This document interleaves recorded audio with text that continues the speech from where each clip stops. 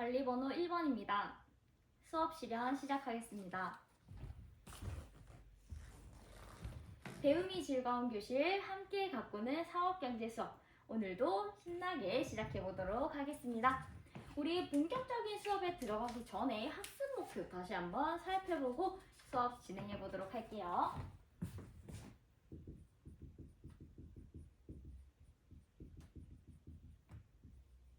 첫째, 그렇죠. 한국은행의 업무를 설명할 수 있다.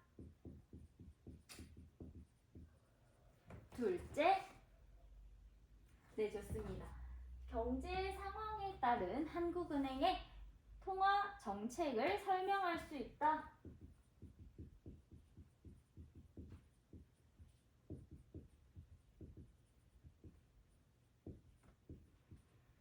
우리 두 가지 학습 목표 잊지 않고 수업 한번 시작해 보도록 하겠습니다. 선생님이 여러분들의 수업하는 모습들을 관찰하고 기록하고 있으니까 여러분들의 열정 가득한 모습 마음껏 보여주시기 바랍니다.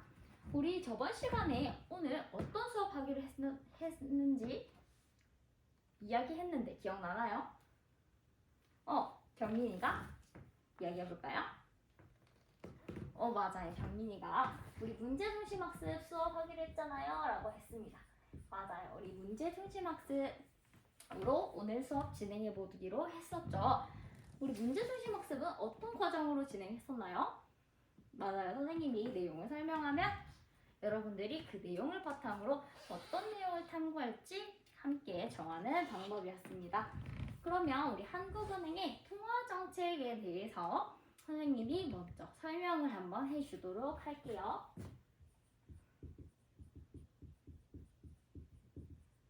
한국은행의 통화정책.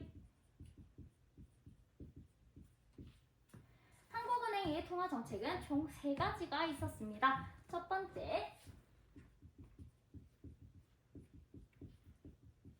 공개시장 정책. 공개시장 정책은 국공채, 통화안정증권, 통화안정 개수를 활용하여 통화량을 조절하는 방법이었어요. 두 번째는요, 맞아요. 여수신제도. 여수신제도는 쉽게 말해서 대출과 예금을 통해서 시장의 통화량을 조절하는 정책이었습니다. 세 번째는요, 맞아요. 지급준비제도.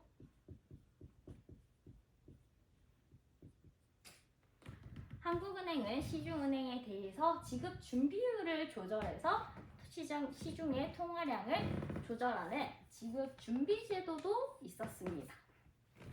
그러면 우리 한국은행이 이 3가지 정책을 바탕으로 어떤 내용을 한번 탐구해 보면 좋을까요? 유빈이?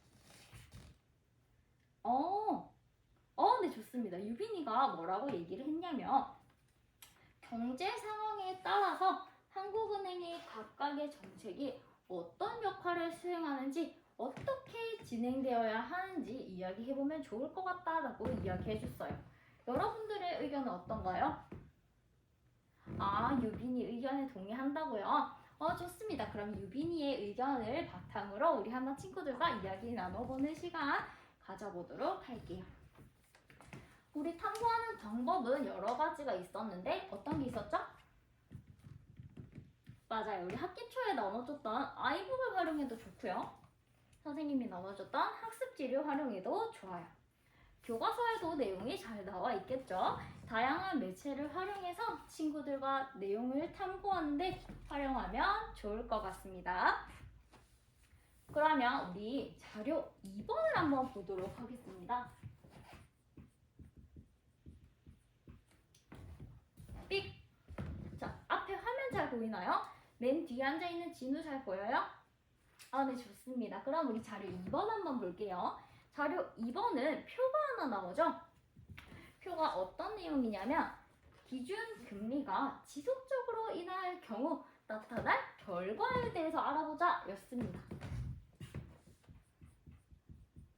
기준 금리가 지속적으로 인하하면 어떤 결과를 나타날까?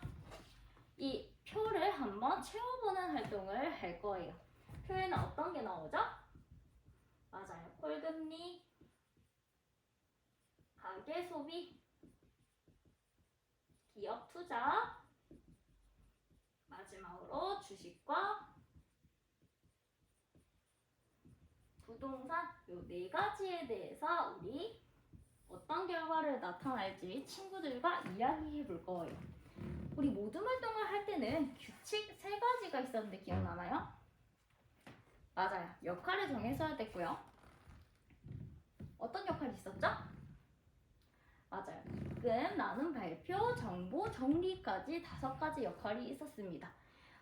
역할은 나누지만 우리 서로 도와가면서 모둠 활동 진행했던 거 기억나죠? 좋습니다. 두 번째는요?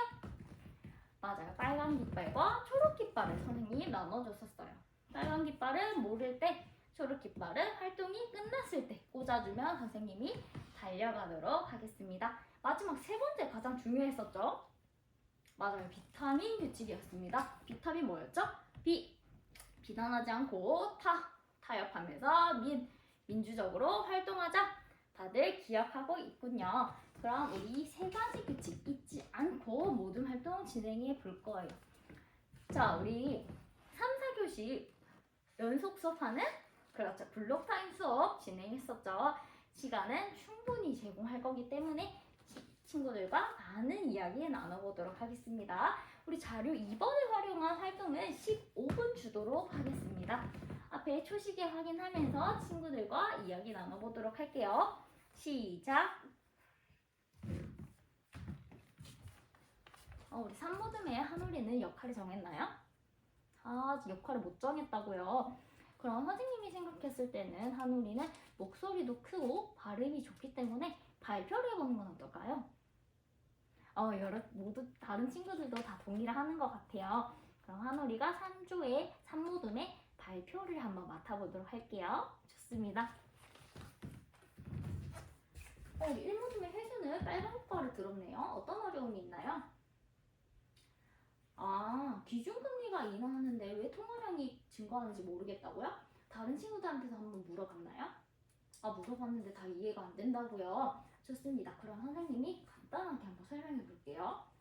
우리 우선 기준금리가 인하되면 시중은행의 이자율도 어떻게 될까요? 그렇죠. 함께 감소하게 되겠죠. 감소하니까 이자에 대한 부담이 줄어들고 그럼 대출이 어떻게 돼요?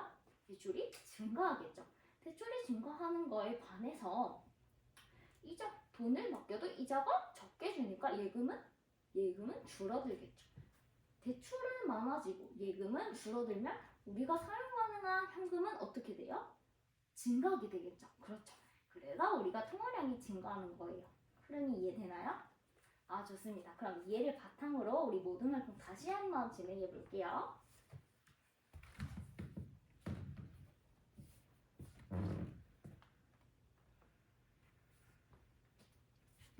자, 우리 15분의 시간이 다 되었습니다. 혹시 시간이 부족한 모둠 있나요?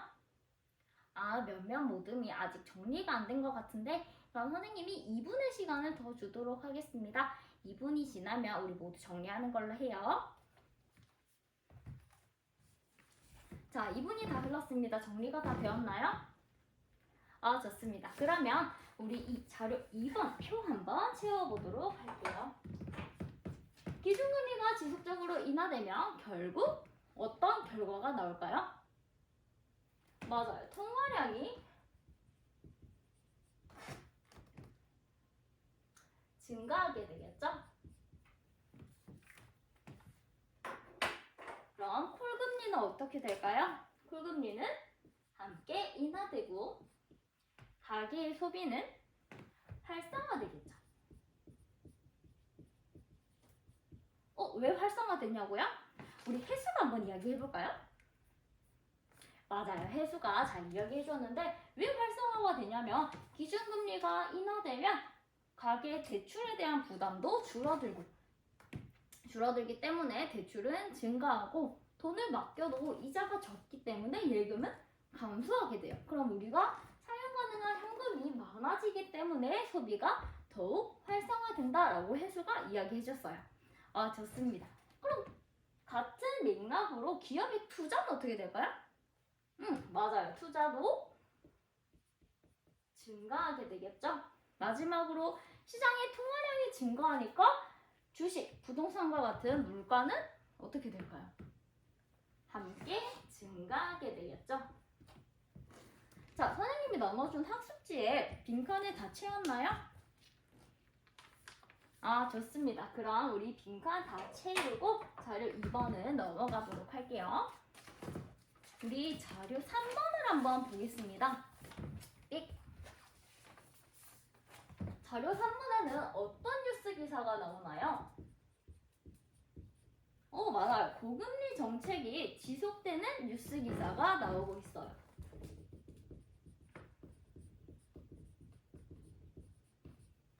고금리 정책이 지속되면 우리 어떤 결과를 나타날까요? 금리가 상승하니까 대출에 대한 부담은 증가하고 우리가 돈을 맡기면 이자는 많이 받을 수 있으니까 예금은 증가하게 되겠죠.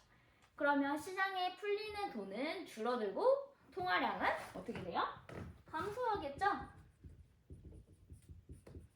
그럼 결국 그렇죠. 경제가 안정화됩니다.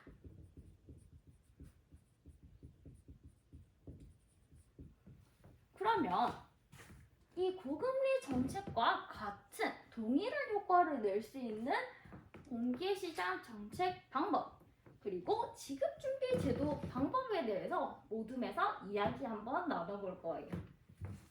자, 첫 번째 질문 뭐라고 했죠? 고금리 정책과 동일한 효과를 낼 수 있는 공개시장 정책 방법.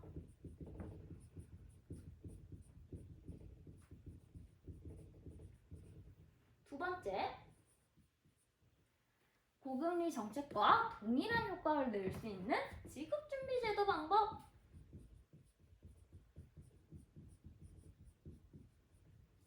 이 두 가지 질문에 대해서 모둠에서 함께 이야기 나눠보도록 할 거예요. 자료 2번과 같이 15분의 시간 주도록 하겠습니다. 화면에 초시계 확인하시고 모둠 활동 진행해 보도록 할게요. 시작! 우리 오모듬은 벌써 활동이 끝났나요? 초록 깃발을 들었네요. 한번 확인해 볼까요? 활동이 다 끝났군요. 그러면 선생님이 더 알아보기 자료를 주도록 할게요. 더 알아보기 자료에는 고금리 정책이 아니라 저금리 정책이 지속되면 어떤 결과가 나타나는지 또 한국은행의 각각의 정책이 동일한 효과를 내려면 어떻게 수행해야 되는지 모둠에서 함께 이야기 나눠보도록 해요.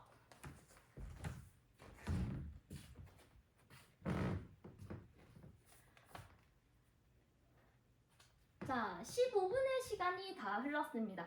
혹시 시간이 부족한 친구들 있나요? 이번에는 모두 시간에 맞추어 활동을 다 마무리했군요. 좋습니다. 그럼 우리 이제 발표를 해볼 건데 발표하기 앞서서 우리 발표할 때는 어떤 태도를 가져야 되죠? 맞아요. 목소리 큰 것도 중요하고 자신감 있는 태도도 중요하지만 가장 중요한 건 그렇죠. 친구의 말에, 친구의 발표에 경청하는 태도가 가장 중요했었습니다. 우리 귀를 쫑긋 세워서 친구의 말에 경청해 보도록 할게요. 선생님이 여러분들의 발표를 듣고 평가를 할 건데 여러분들 또한 친구들의 발표를 듣고 함께 평가를 하는 상호평가를 진행할 거예요. 선생님이 나눠준 평가지에 친구 이름을 쓰고 함께 평가해 보도록 할게요. 자, 먼저 첫 번째, 공개시장 정책을 활용하는 동일한 결과를 나타내는 방법에 대해서 이야기해볼 친구 있나요? 우리 용모둠의 지영이가 발표해볼까요?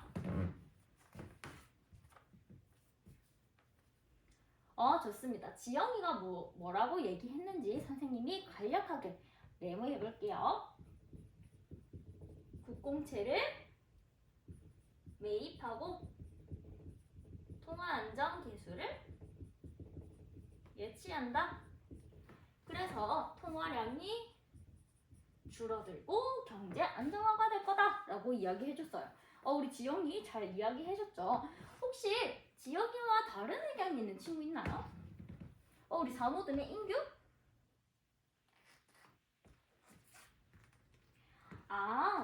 인규는 국공채 매입이 아니라 매각 아닌가요, 선생님이라고 이야기해줬어요.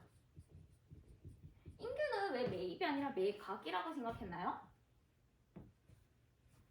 맞아요. 지금 공개시장 정책이 한국은행의 기준에서 시행하는 정책이죠. 그렇기 때문에 국공채를 판매하는 매각이 맞다라고 이야기해줬어요.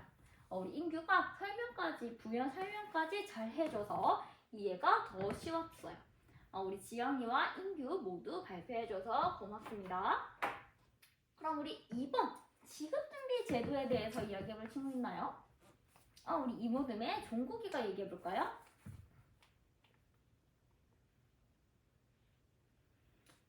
네, 좋습니다. 종국이가 이야기한 것도 메모 한번 해볼게요. 종국이는 지급 준비율을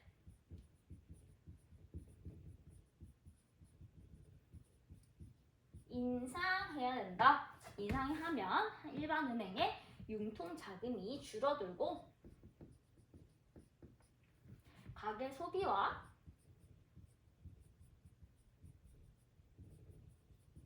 기업 투자도 감소된다. 그래서 통화량이 줄어들고 결과적으로 경제가 안정화될 거다. 라고 이야기해줬어요. 우리 종국이가 지급준비율의 개념에 대해서 잘 이야기해줬고 가계와 기업을 나눠서 설명도 잘 해줬죠. 종국이가 얘기했던 지급준비율 다시 한번 얘기해볼까요? 지급준비율이란 일반은행이 시중은행에 대해서 일반은행이 소비자의 요구에 대응하기 위해서 한국은행이 예치하는 현금의 비율을 지급준비율이라고 했습니다. 그럼 지급준비율이 인상되면 더 많은 돈을 한국은행에 예치해야 되기 때문에 자금은 줄어들고 가계 소비와 기업의 투자도 감소하게 되겠죠. 우리 종국이가 잘 설명해 줬어요. 여러분들 종국이의 설명이 다 이해됐나요? 네, 좋습니다. 그러면 우리 발표를 해준 지영이, 인규, 종국이에게는 주식 한 주를 배당하도록 하겠습니다. 우리 이 주식 한 주는 어떤 권리가 있었죠? 맞아요. 우리 의결권이 있었죠. 의결권은 의사 결정 권리를 이야기했었습니다. 우리 2단원에서 얘기했는데 기억나나요? 몇몇 친구들 아직 기억하고 있군요. 우리 이 주식 의결권은 언제 우리 반에서 발동을 했었죠? 맞아요. 우리 자리 배치를 할 때 의결권을 활용할 수 있었습니다. 그럼 우리 이 발표해준 3명의 친구에게는 주식 한 주를 배정해 주도록 할게요. 우리 다음 달 자리 배정할 때 활용하면 좋을 것 같습니다. 자, 오늘 학습 목표 2가지 다들 이해했나요? 그럼 학습 목표 2가지 달성했는지 형성평가를 통해서 확인해보는 시간 가져보도록 할게요. 수업 실현 마치겠습니다.